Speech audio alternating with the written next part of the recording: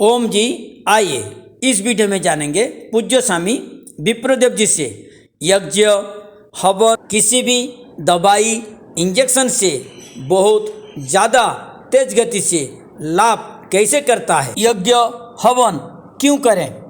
यज्ञ इसलिए करना चाहिए क्योंकि यज्ञ का कोई साइड इफेक्ट नहीं है।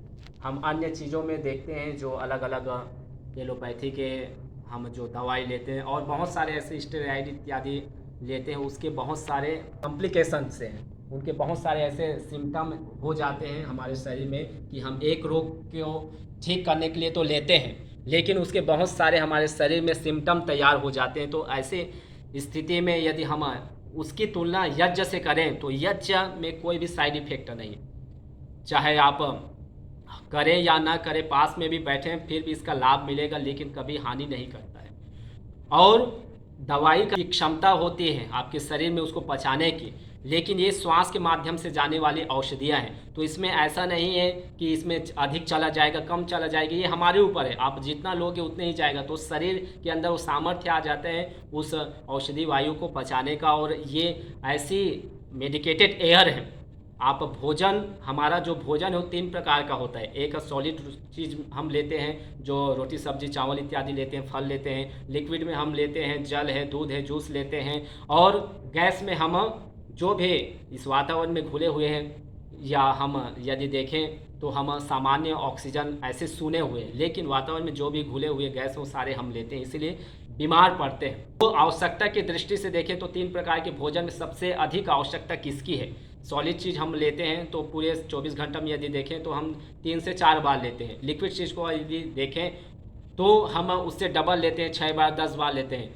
और यदि हम गैस को देखें तो हम 24 घंटा सोते बैठते उठते जागते हर कार्यों को करते हुए हम श्वास ले रहे हैं। तो शायद 24 घंटे का लाभ भी मिलता है जी, धुआं का माध्यम से, आपका हवन का माध्यम से। इस कारण से यदि हम ऐसे छोटा से भी लघु हवन कर देते हैं, कहीं पर भी अपने कोने में रख देते हैं, जिसको होम बोलते हैं, गांव में अधिकतर प्रचलित है कि होम देना, ऐसे अंगारों में ऐसे होम दिया जाता है अपने अपने कुल देवी देवताओं के लिए। तो वैसे ही ऐसे आप अंगारे तैयार कर लीजिए, या 5 आहुति 11 आहुति से हवन कर कर उसमें ये सामग्री डालें। और आप प्राणायाम भी नहीं कर रहे हैं, कोई बीमार है, कहीं घर में बुजुर्ग है, माता पिता है या छोटे बच्चे हैं, वो कैसे कर पाएगा जो 2-3 साल के हैं, उनको समझ ही नहीं है।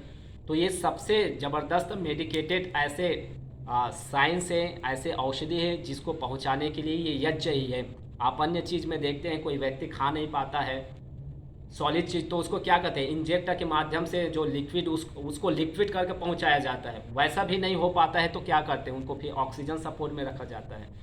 तो ये सूक्ष्म आहार है। हम चाहे कोई भी कार्य कर रहे हैं, अपने श्वास के माध्यम से हम पूरा लाभ ले सकते हैं। अन्य चीज़ों के लिए तो हमको समय निकालना पड़ता है। भोजन करने के लिए आपको समय देना पड़ेगा, जल पीने के लिए आपको काम को छोड़कर पानी पीना पड़ेगा, लेकिन इसके लिए कभी भी आपको समय देने की आवश्यकता नहीं पड़ती। वायु के लिए हम 24 घंटा सारे कार्यों को करते हुए ले रहे हैं। तो ऐसे ही आप अपने कहीं पर भी, आप घर में हैं, कहीं अपने दफ्तर में हैं, दुकान में हैं, सर्विस कर रहे हैं, अपने छोटा सा ऐसे आप धुनी लगा दो और सारे कार्यों को आप कंप्यूटर जैसे भी सर्विस है अपने करते हुए आप पूरा लाभ ले सकते हो। तत्कालिक लाभ मिलता है। जी, तात्कालिक लाभ मिलता है। और कहीं पर भी आपको जाने की आवश्यकता नहीं। आप अपने घर, स्थान, दफ्तर, जो सर्विस सेंटर है उसको ही आप अस्पताल बना सकते हैं, क्योंकि इसका प्रभाव 24 घंटा रहता है। और 24 घंटा में जितने समय आप देंगे उतने समय तक आपके अंदर मेडिकेटेड एयर जाता रहेगा और आपका ट्रीटमेंट चलता है। और सिर्फ ये भी नहीं कि एक व्यक्ति यदि हवन करता है तो उसका लाभ जितने भी उस एरिया में उन लोगों को मिलता है। तो ये बहुत बड़ा एक साधन है। अन्य चीज़ों में तो